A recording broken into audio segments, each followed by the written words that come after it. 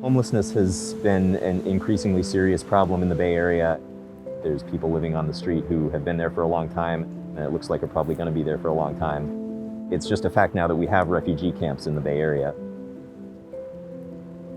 A lot of businesses and individuals who used to provide some donations of food and water and whatnot just weren't able to anymore, and so it was a bit of a crisis.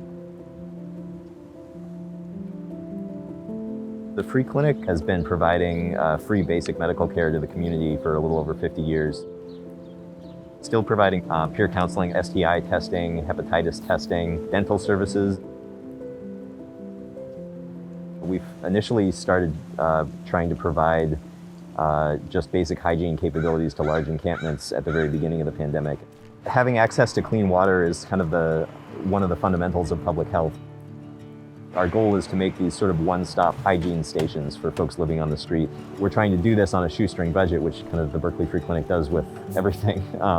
But it's really not a shoestring budget project to try to reliably provide drinking water this way. We knew that if we were going to expand the drinking water program, we needed some setup that could deliver a larger quantity of water. We've gotten pretty lucky in a lot of ways.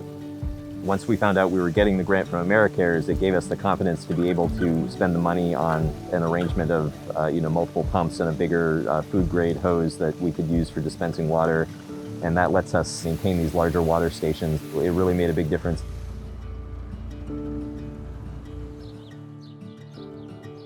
I show up and then I drive out and I do a round through Oakland, filling up and cleaning and repairing hand washing stations that are already existing placed by the Berkeley Free Clinic team. COVID has just made it hard for everybody. When something so big affects our economy and affects our community, the people that are the most marginalized and the people with the least amount of resources are really the ones to suffer the most.